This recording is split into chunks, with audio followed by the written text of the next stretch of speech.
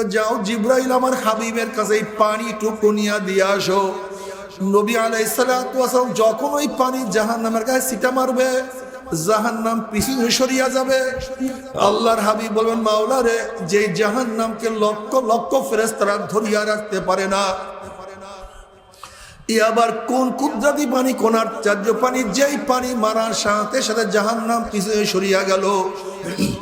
আল্লাহ পাক ডাক দিয়ে বলেন হাবিব গো, এই পানি কোন আশ্চর্য পানি না, কোন কুদরতি পানি না, এই পানি হলো তোমার গুনাহগার উম্মতের চোখের পানি।